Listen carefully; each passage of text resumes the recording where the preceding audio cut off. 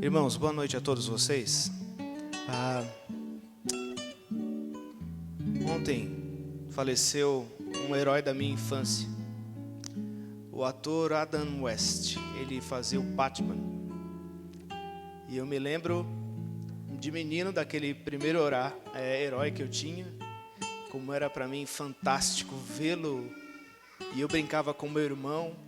E eu não sei se vocês repararam, quando a Cecília sentou aqui para orar, ela levantou a camisa de alguma, não sei se alguma heroína, não sei se que é aquela que estava, mas ela levantou a camisa para mim. Olha, toma aqui. É lindo como essas coisas, a imaginação do homem, desde a sua infância, é tão necessária, é tão bela. O cristianismo não destrói essas coisas. Na verdade, muitos cristãos trabalham dizendo que o cristianismo precisa viver, o cristão precisa alimentar essas coisas da imaginação no seu coração. Não querer, Chesterton vai colocar, não fica querendo decifrar todas as coisas do céu, mas deixa que o céu invada a tua mente e ele encha o teu coração. Quando nós escolhemos esses heróis, nós alimentamos neles aquilo que nós não somos, o que gostaríamos de ser, de voar, de sermos indestrutíveis, de termos poderes de nos movimentar de um lado para o outro. De certa forma, desejamos uma esperança de termos poderes para lutar contra os nossos maiores adversários, arqui-inimigos, ou aquilo que nos destrói. Hoje, nós vamos estudar um texto no finalzinho do Evangelho de Lucas, que trata de Jesus nos seus últimos momentos com os seus discípulos. E nós vamos ver as reações desses homens. Capítulo 24 de Lucas, pode ir abrindo as suas Bíblias aí. Como esses homens reagem a essa história. Ainda falando sobre heróis, se você perceber, tem heróis que vivem sobre até uma história de Cristo, né? O Superman, muitos dizem que é em cima dessa esperança de um homem que saiu do seu mundo e se fez como nós, mas ele tinha superpoderes para nos ajudar. Veja só, não está longe, não despreze essas coisas. Não despreze o que o homem conta, não despreze as histórias, mesmo elas sendo em quadrinhos, porque elas falam do que o homem deseja no seu coração. E nós temos nas nossas mãos uma história maravilhosa, mas não como a dos quadrinhos. E a gente vai ver por quê. Exatamente, nós vamos falar de Jesus. O texto está no Evangelho de Lucas, capítulo 24. Desde o final do ano passado nós temos estudado algumas mensagens sobre este evangelho e nesta série de mensagens, esta é a minha última mensagem sobre Lucas aqui aos domingos. O evangelho termina assim, 24 a partir do verso 36. Enquanto falavam sobre isso, o próprio Jesus apresentou-se entre eles e lhes disse: paz seja com vocês. Eles ficaram assustados e com medo, pensando que estavam vendo um espírito. Ele lhes disse: por que vocês estão perturbados e por que vocês levantam dúvidas no coração de vocês? Vejam as minhas mãos e os meus pés, sou eu mesmo. Toquem-me e vejam. Um espírito não tem carne nem ossos, como vocês estão vendo que eu tenho. Tendo dito isso, mostrou-lhes as mãos e os pés. E por não crerem ainda, tão cheios estavam de alegria e de espanto, ele lhes perguntou: vocês têm aqui algo para comer? Deram-lhe um pedaço de peixe assado e ele o comeu na presença deles. E disse-lhes: foi isso que eu lhes falei enquanto ainda estava com vocês. Era necessário que se cumprisse tudo o que a meu respeito estava escrito na lei de Moisés, nos profetas e nos salmos. Então lhes abriu o entendimento para que pudessem compreender as Escrituras. E lhes disse: está escrito que o Cristo haveria de sofrer e ressuscitar dos mortos no terceiro dia, e que em seu nome seria pregado o arrependimento para perdão de pecados a todas as nações, começando por Jerusalém. Vocês são testemunhas dessas coisas. Eu lhes envio a promessa de meu Pai, mas fiquem na cidade até serem revestidos do poder do alto. Tendo-os levado até as proximidades de Betânia, Jesus ergueu as mãos e os abençoou. Estando ainda a abençoá-los, ele os deixou e foi elevado ao céu.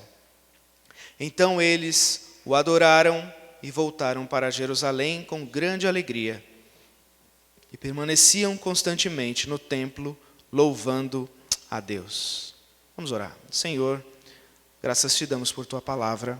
Fala conosco, nós somos carentes dela e como nela mesmo acabamos de ler, carecemos do Senhor para entendê-la, para compreendê-la, para também vivê-la com o nosso coração cheio diante do Senhor. Nós te pedimos isso em nome de Jesus. Amém. Bom, se você não sabe ou não lembra o que acontece um pouquinho antes do nosso texto aqui, é importante que a gente lembre que Lucas está relatando o último dia, ou melhor, o dia em que Jesus ressuscitou. Você for ali, virar a página da sua Bíblia, você vai ver no início do capítulo 24 a ressurreição, as mulheres procurando Jesus no túmulo, depois Pedro corre também para lá, aí Jesus aparece a 2 homens no caminho de Emaús, janta com eles e quando eles percebem que é Jesus, eles saem correndo de volta para encontrar os discípulos e conversar. Olha, o Senhor ressuscitou mesmo, Ele ressurgiu. E aquilo era uma coisa impressionante. Pense conosco, pense comigo. Um homem que viveu tantos anos, eles acompanharam esse homem por 3 anos, viram tantas coisas, mas viram até a ressurreição, mas para eles aquele negócio não é possível. Ressuscitar? Ele ressuscitou? Não. Tomé vai dizer em um dos evangelhos, dos relatos, que se ele não colocasse os dedos, ele não creria. É um negócio impressionante, que nós às vezes tomamos como normal, mas isso, pensa de verdade. Alguém ressuscitou dos mortos. Alguém passou 3 dias morto e saiu do túmulo. Gente, olha só, a gente ano passado acompanhou um caso muito sério do garoto Yuri. É isso mesmo, né? Yuri, do garotinho. Um milagre. Vocês lembram como nós ficamos? O garoto se afogou, passou alguns minutos ali, foi quase que dado como morto praticamente. Foi levado ao hospital, helicóptero e tal. Dias para se recuperar e graças a Deus, glória a Deus por isso, nós glorificamos a Deus e ficamos como quem sonha quando vimos este milagre. Quantos dias ele passou morto? Nenhum. Talvez minutos ali, alguns segundos de ressuscitação. Agora nós estamos olhando para uma história em que discípulos, homens estão de frente com alguém que depois dos 3 dias ressurge dos mortos. E ele não surge, repararam que Jesus não surge batendo na porta? Ele não entra batendo na porta. Ele surge no meio dos discípulos. Imagina, vocês estão com medo ali, os discípulos estão com medo ali, reunidos, um contando, ele ressuscitou mesmo? Pedro sabe disso? Se você olhar aqui, versículo 33 do capítulo 24 mesmo, os discípulos de Emaús voltaram a Jerusalém, ali encontraram os 11 que estavam com eles reunidos, que diziam, é verdade, o Senhor ressuscitou e apareceu a Simão. Então os 2 contaram o que tinha acontecido. Que 2? Os 2 homens do caminho de Emaús que tinham encontrado com Jesus e estavam contando como reconheceram o Senhor quando ele partiu o pão e de repente, surge o homem no meio deles. É inimaginável, é impressionante. Quer ver? Voltando mais uma vez à questão dos heróis. Se os garotos aqui acompanham os super-heróis, essa semana, por exemplo, o garoto que faz o personagem do próximo filme do Homem-Aranha estava em hospitais, todo vestido de Homem-Aranha. Gente, é uma das coisas mais bonitas de se ver. Você vê as crianças que estão ali doentes. O queixo caído. Em outro momento eles fizeram uma campanha para braços biônicos. Eles contrataram o Homem de Ferro. E vai lá o ator Robert Downey Jr., ele trata a criança que vai ganhar o braço biônico ali como se fosse alguém tão inteligente quanto ele. Como é que você está? E o garoto. Aí o pessoal, você sabe quem ele é? Sim. É o homem de ferro. Aí ele fica todo feliz porque ele está enchendo o coração da criança de esperança, enchendo o coração. Mas as crianças ficam assim, e isso é maravilhoso, isso é lindo. E aqui nós estamos falando de alguém que de verdade não é um herói como Batman, como Superman, mas é de fato o mais poderoso, o maior herói para os nossos corações. Jesus Cristo, de fato, está ali no meio deles e eles estão com medo. Deve ser um espírito, não é possível. Essa é a primeira reação. Veja que Jesus tem que tratar disso deles no versículo 37. Ele chega dizendo, paz seja com vocês. No 37, eles ficaram assustados, com medo, pensando que estavam vendo o Espírito. Jesus dizendo, por que vocês estão perturbados? Por que tanta dúvida no coração de vocês? Por quê? E talvez eu e você, nós tenhamos essas... Mas gente, eles viram Jesus ressuscitar Lázaro 4 dias depois. Como é que eles não criam? Não menospreze os discípulos. Se faça igual a eles. Não menospreze. A nossa carência é tão grande quanto a deles. Eles estão com medo e Jesus... Calma, gente, eu não sou espírito nenhum. Veja só, 39. Veja as minhas mãos, os meus pés, as marcas de Cristo estavam ali. Nós não sabemos como, mas esse novo corpo que o Senhor adquiriu tem esse poder de aparecer nos lugares sem passar. Não são as paredes que o limitam. Ele surge no meio daquela sala fechada e ainda carregando as marcas. Toquem aqui, vejam. Os meus pés, as mãos marcadas, sou eu mesmo. Toquem-me, aí verso 39, toquem-me, vejam. Um espírito não tem carne, não tem osso, sou eu mesmo, como vocês estão vendo que eu tenho aqui. Tendo dito isto, mostrou-lhe as mãos e os pés.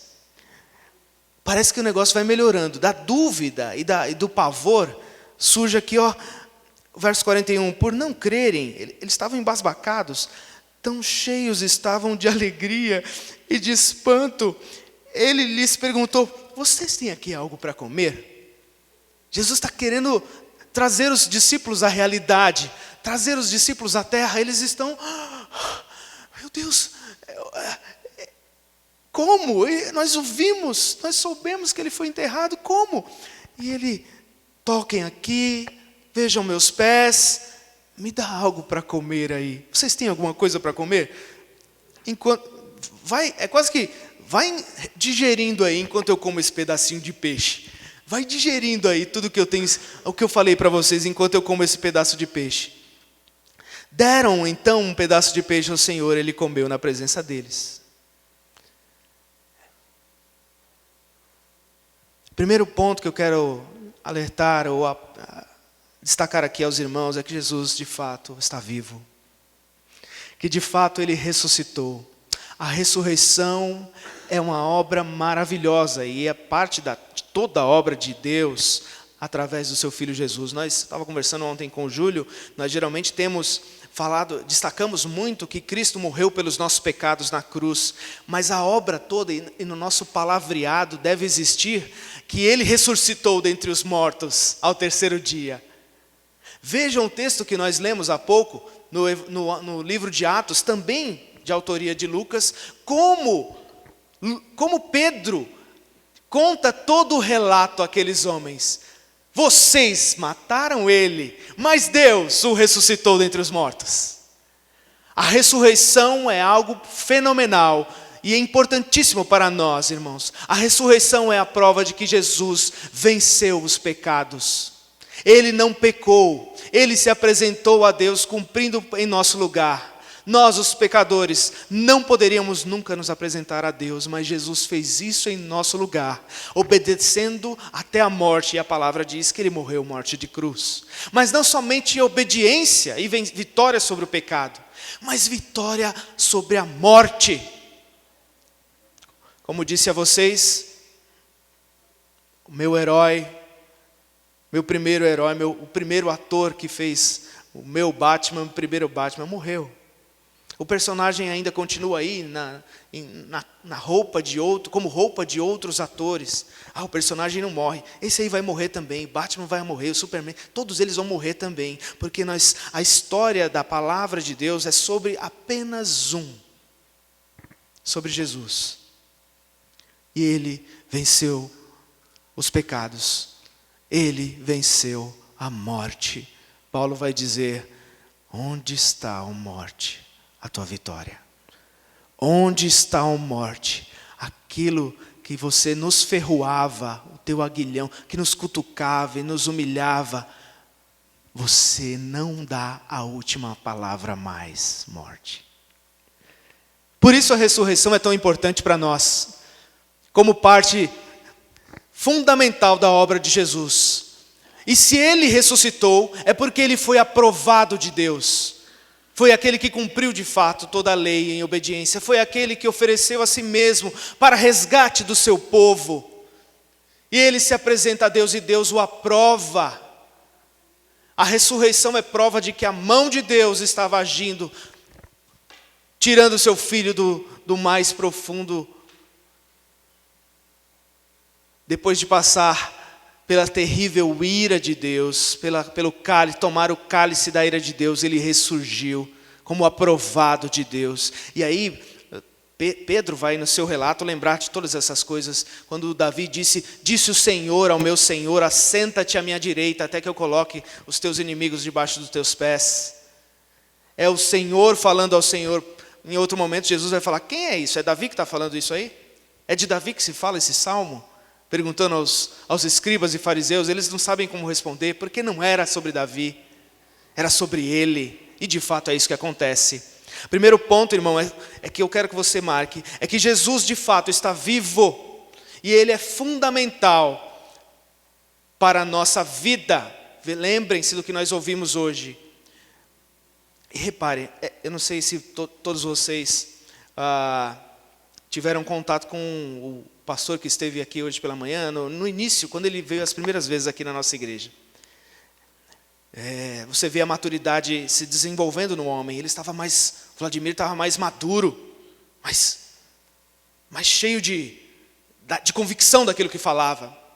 Sabe que talvez a convivência no mundo árabe dê a ele essa compreensão? Pense no que ele vê lá. Homens que dão a vida por um Deus falso. E aquilo deve, na frente daquele homem, eles estão dando a vida, eles estão morrendo, eles estão matando por um Deus que não existe, que na verdade é um falso Deus, ou um demônio. E aí por isso ele fala para você, ele chega aqui para vocês e para nós hoje de manhã, ele fala: presta atenção como você lida com o Deus verdadeiro. Com ele é seriedade, não é brincadeira. Os ímpios brincam, ou melhor, levam a sério a sua idolatria falsa. E você, como você tem conduzido a sua idolatria ao Deus único e verdadeiro, de fato todo-poderoso? Tem que reagir diferente. É bonito isso. De fato ele ressuscitou com poder sobre todas as coisas. E ele vai explicar isso a vocês. Vamos partir aqui, a partir do verso 44, Jesus diz assim: foi isso que eu disse a vocês enquanto estava ainda com vocês, gente. Era necessário que se cumprisse tudo o que a meu respeito está escrito na lei de Moisés, nos profetas e nos salmos. Se você virar as páginas aí, no Lucas 18, você vai encontrar Jesus a caminho de Jerusalém, e ele diz que era necessário. O Filho do Homem está indo porque é necessário que ele vá e morra, mas também ressuscite ao terceiro dia. Lucas 18, 31 a 33, se você quiser ler depois. Jesus avisa aos discípulos, mas olha só que impressionante, ele está dizendo tudo o que vai acontecer, ele está informando aos discípulos e eles não entendem. Ou pelo menos aquilo não cai na real, na ficha. Quantas vezes nós também somos assim? Por isso é tão importante que o que vai se seguir é que Jesus precisa abrir o entendimento dos discípulos para que eles compreendam. Veja a nossa miséria. Você pensa alguma coisa a respeito de você mesmo, da sua mente, da sua capacidade? Não pense. Você pode ler, reler, ler, reler, ler, meditar, ler, ler, ler. Se o Espírito de Deus não te revelar, você vai apenas ler, ler, ler. Isso é para nós humilhação. Nem compreender direito a profundidade da palavra de Deus eu consigo. Não somente eles não conseguiam, mas eu também não consigo. E Jesus precisa fazer isso. Abrir o entendimento deles no verso 45. Ele abriu o entendimento dos discípulos para que pudessem compreender as Escrituras. E o que é compreender as Escrituras, gente? O que Jesus está fazendo aqui? Está fazendo com que eles olhem para a Escritura e não olhem apenas para eles mesmos. Para que eles não olhem para a Bíblia, como talvez eu ou você façamos e fiquemos procurando respostas ou um assunto que seja tão somente a respeito de nós mesmos. Jesus está fazendo com que eles enxerguem que na Escritura, ou que a Escritura só fala a respeito de um só. Você pode lembrar do Gênesis, quando Adão peca, a promessa de Deus de que ele iria resolver todas as coisas, dizendo que o descendente da mulher pisaria a cabeça da serpente. Você pode lembrar do relacionamento de Deus com Abraão. Sai da tua terra, da tua parentela, um homem cheio de fé. Ele creu que Deus era poderoso para lhe completar toda a esperança no seu coração. Isaac ali para ser sacrificado, Deus providencia a ovelha para substituir, e aquela ovelha era Cristo. Moisés passando, liderando o seu povo, tirando o seu povo da escravidão do deserto. Moisés é tipo de Cristo, que tira o seu povo dos seus pecados, da condenação eterna. Ele, a nossa Páscoa, é o Cordeiro que foi imolado, que venceu o pecado e a morte. A primeira coisa é que a Escritura não é a respeito de nós, em primeiro lugar, dos nossos desejos. A Escritura fala, em primeiro lugar, a respeito de Jesus. Mas não só isso. Deus é bom. A Escritura é sobre Cristo, mas a Escritura é para nós, no sentido de que essa história nos beneficia e toca o nosso coração. Por isso que a gente precisa olhar a palavra de Deus, olhando, de fato, identificando em Moisés, na lei, nos profetas, nos salmos, o que elas falam a respeito do nosso Senhor e Salvador, porque isso nos beneficia. É isso que Jesus continua falando. Veja a partir do versículo 45. A partir do versículo, isso mesmo.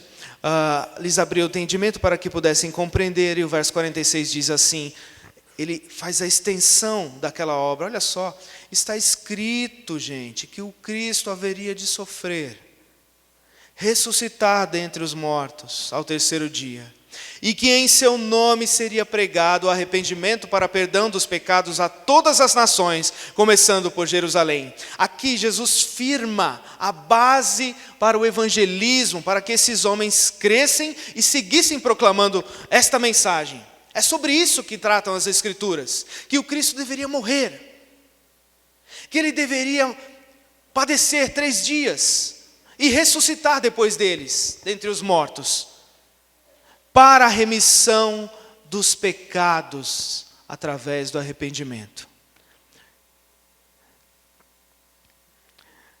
E talvez você tenha um pouco de dificuldade em falar sobre pecado nos nossos dias, porque isso não é comum. As pessoas não acham que elas erram. As pessoas não pensam que elas fazem mal a Deus. Eu não roubo, eu não mato, aquelas coisas. Mas nós sabemos a profundidade do pecado. Nós sabemos que o pecado pode nos derrubar pelas coisas mais belas que nós temos em nossas mãos. A nossa família. O pecado pode nos trair com o nosso próprio entendimento, conhecimento. Nós achamos a respeito de nós mesmos o que nós não somos. Nos fazer orgulhosos. O pecado pode nos trair até na nossa pobreza, nos fazendo arrogantes. Eu não preciso de ajuda de ninguém. O pecado pode nos trair nas nossas melhores intenções. A palavra de Deus diz que não há nenhum sequer que agrade a Deus. Nós temos estudado isso aos Romanos, com o pastor Ediano na carta aos Romanos.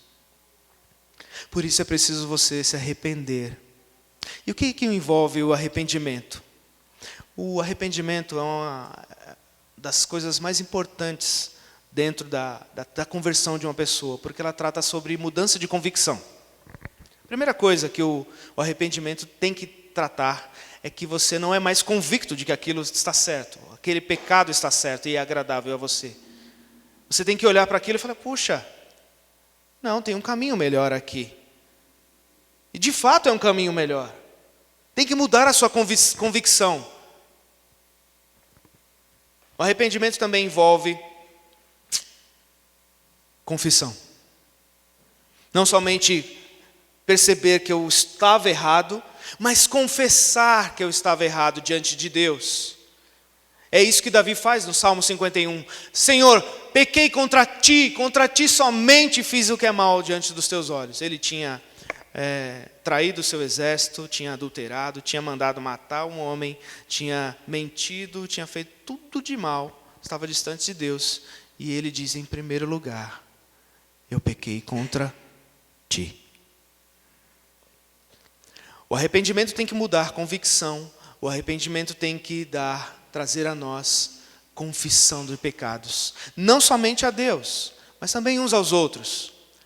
Nós comemoramos ontem o jantar dos namorados. E quantas vezes você já confessou para sua esposa que você falhou? Quantas vezes você já confessou para os seus filhos que você exagerou? Ou quantas vezes você confessou a um irmão teu que você passou do ponto? Isso é arrependimento de verdade. Trata de uma convicção diferente, de uma confissão de erro, e trata da contrição. Eu não posso. Por mim mesmo, eu não sairia dali e observaria aqui. Eu não deixaria o pecado e seguiria Cristo se não fosse Ele. Você tem noção do que é isso, gente? Isso é um estado de maior humilhação que eu já posso imaginar para nós.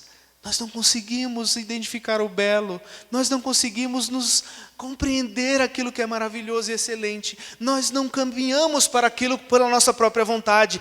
Deus tem que fazer isso. Por isso a salvação do início ao fim está na mão dEle. E por isso nós deveríamos cair de joelhos todos os dias. Se você compreende o Evangelho, se Ele é o teu bem maior, você deveria cair todos os dias de joelhos, agradecendo, Deus, obrigado porque o Senhor foi favorável a mim. Você jamais humilharia ninguém, porque você não compreende o Evangelho pelas suas próprias forças. Porque o Evangelho não é tratar de boas obras ou das nossas ações. O Evangelho é falar sobre uma boa notícia. O Evangelho não é sobre um bom conselho que você dá. O Evangelho é sobre uma boa notícia que aconteceu. E você precisa aprender isso. Estar convicto disso, como nós ouvimos hoje pela manhã, para que você fale sobre isso. Senão você não vai falar mesmo. Você não pode falar daquilo que você não crê. O Evangelho é o mais belo presente que Deus nos deu. E é sobre este Evangelho que os discípulos precisam caminhar falando. Que Cristo, lembrar das palavras de Paulo, 1 Coríntios 15, que Cristo veio, segundo as Escrituras, padeceu segundo as Escrituras, ressuscitou, segundo as Escrituras, e foi visto por mais de 500 pessoas, como vocês sabem, ele relatando aos seus primeiros leitores. E visto por mim, ele diz, ele está vivo, a sua palavra fala desde o início ao fim sobre ele, para nosso benefício, para que isso toque nosso coração e transforme nossas vidas, para que sobre isso a igreja viva e caminhe e pregue no poder do Espírito. E é assim que Jesus vai seguir falando, a partir do verso 48, 49, ele diz, vocês são testemunha dessas coisas que eu falei a vocês, que Cristo deve, de toda a minha obra. E eu lhes envio, no verso 49, Jesus diz, eu lhes envio a promessa de meu Pai. E essa promessa é o Espírito Santo, que dá compreensão, que dá entendimento, que nos convence do pecado, da justiça, do juízo, que nos dá poder para sair falando de coisas que talvez a gente tenha medo de falar. Lutero, em determinado momento, diz assim, o crente tendo fé não pode ser contido. Ele avança, ele confessa e ensina o Evangelho às pessoas, mesmo correndo o risco de perder a própria vida. Esse homem foi considerado herege. Alguém que viu que o Evangelho, quando toca o coração de um homem, ele é poderoso para fazê-lo pregar, para fazê-lo caminhar, para fazê-lo falar, não de si mesmo, mas das maravilhas do Senhor Jesus. Então Jesus leva esses homens ao final deste Evangelho. Jesus leva esses homens até Betânia, proximidades de Betânia, diz o verso 50, e estando ali, 51, dizendo, estando ainda a abençoá-los, Jesus os deixou, foi elevado ao céu. Então a reação daqueles homens não é mais de medo, não é mais de tristeza. A reação daqueles homens é que eles adoram a Cristo. Voltam para Jerusalém com muita alegria. Estão encantados. Ele é real. Ele não é uma ficção. Ele não é uma ilusão. É real. Tudo aquilo que nós ouvimos na Escritura é real. Ele está vivo. É real. Ele venceu a morte. Deus o ressuscitou dentre os mortos. É real. Eles louvam a Deus, eles adoram ao Senhor. E eu não sei se você sabe qual é o fundamento da palavra adoração. Às vezes a gente tem aqui que a adoração é levantar a mão, né? Procura na internet, pode pôr a palavra lá, adoração. Geralmente as imagens que você vai receber são de pessoas levantando as mãos, aquelas coisas e tal. Mas a adoração não é isso. Em primeiro lugar, adoração é ajoelhar-se e beijar os pés daquele a quem você adora. E é isso que esses homens nos seus corações estão fazendo. Não mais temor, não mais tristeza, agora uma alegria que enche seus corações. Eles ouvem e veem o seu mestre subindo e eles estão então reagindo, adorando a Jesus, vão ao templo, porque lá é lugar de se curvar ao Deus vivo e verdadeiro. É assim que a igreja precisa caminhar, é assim que a minha vida tem que caminhar, a sua vida deve caminhar. Como é que ela tem vivido? Quais são as suas reações? Para você, Jesus ressuscitou mesmo?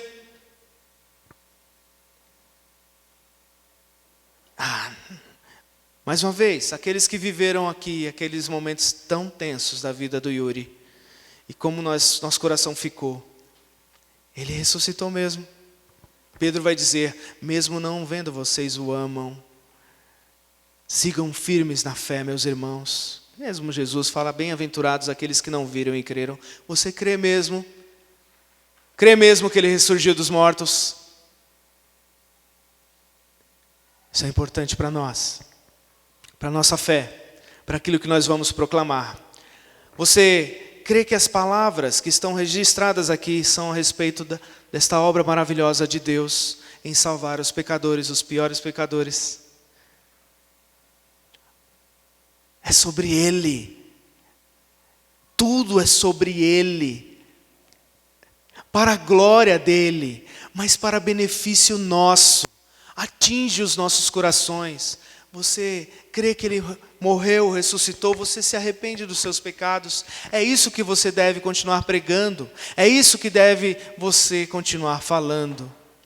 E sempre de joelhos, adorando ao Senhor. Porque depende dEle tocar em nossos corações. Nós por nós mesmos não reagimos ao Senhor. Mas Ele tem sido um Deus todo carente, todo bondoso, tem tocado e mandado o seu Espírito. Vejam o que Pedro faz naqueles primeiros instantes do livro de Atos. Reparam que Pedro segue exatamente o que Jesus falou? Esses homens não estão bêbados não, como vocês estão achando. O que está acontecendo aqui é o que foi dito por Joel, que também Davi registrou. A lei, os profetas, os salmos, que Cristo veio entre nós, morreu pelos nossos pecados, mas Deus o ressuscitou e deu um nome a Ele sobre todas as coisas. É sobre isso que a palavra diz, é esta a mensagem de Pedro, é esta a mensagem de Paulo. E quando ele prega Atos 16, Lucas vai registrar que Deus abre o coração de Lídia, para que ela entenda. Naquela casa surge uma igreja. Ele tem sido bom. O Espírito Santo tem agido no meio da igreja. Tem falado aos nossos corações. Mas você tem proclamado. Para você falar deste evangelho é a coisa e é o bem mais precioso. Para esses homens, esta coisa ficou séria demais. Virou aquilo que é mais importante. Eles colocaram a mão no arado e não olharam mais para trás. A vida anterior, sem Cristo, não vale a pena. Agora é só olhar para frente. É isso que vale mais, bate mais no seu coração. É esta a convicção mais forte dentro do seu ser. É isso que guia todas as coisas. Deveria ser. E eu dou glórias a Deus, porque há muitas pessoas que têm guiado os seus corações para a glória do Senhor. E tudo está tocando nas suas profissões, no seu servir às pessoas, no seu amar ao próximo, falando, olha, aqui está errado, aqui está certo. E a igreja precisa estar convicta disso, porque virão tempos, irmãos. Virão tempos em que a nossa fé vai precisar ser defendida. Lembrem mais uma vez a palavra desta manhã. Nós vivemos dias de guerra. Principalmente guerra, e primeiramente guerra espiritual, em que as ideias deste mundo, o coração desta humanidade, dessa nossa sociedade, tem clamado contra o Senhor, contra Cristo. Começa dizendo assim, isso aqui não é verdade. É a primeira coisa que eles vão dizer, isso aqui você crê na Bíblia, que bobagem. E você vai precisar defender disso. Você tem defendido o livro, você tem defendido a história de Deus, você tem defendido a sua história, no final das contas, que toca ao meu e ao seu coração. A primeira coisa, então, irmãos, que eu apontei aqui a vocês, é que Jesus está de fato vivo. A segunda coisa é que a palavra de Deus, as Escrituras, falam a respeito dEle. As Escrituras atingem o nosso coração, porque esta obra dEle atinge a todos nós também. Mas ela precisa ser falada coerentemente. Você tem pregado o Evangelho coerentemente? Cristo Jesus morreu, Cristo Jesus ressuscitou, arrependa-se dos seus pecados. É isso que Ele deu na mão deles. Esta obra aí, não, eu acho que não dá mais falar assim não, sabia?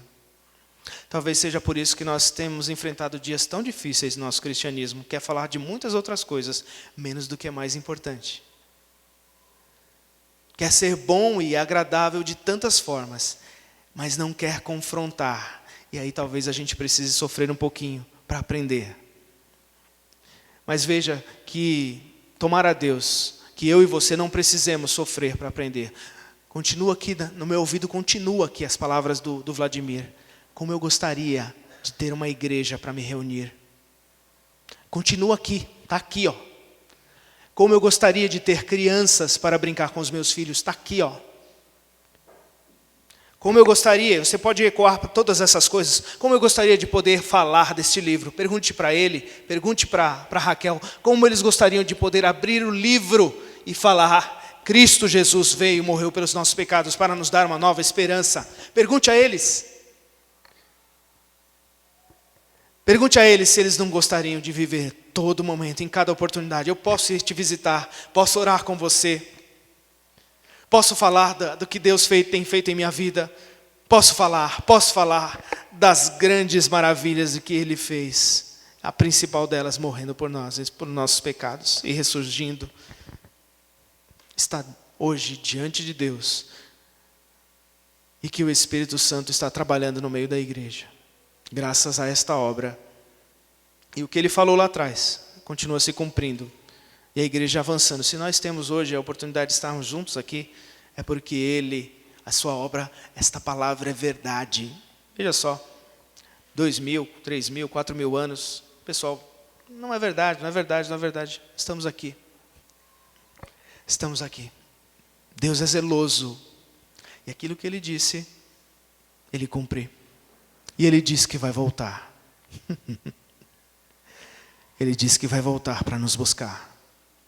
Que essa seja a nossa esperança. E enche o nosso coração de alegria, como encheu o coração desses homens.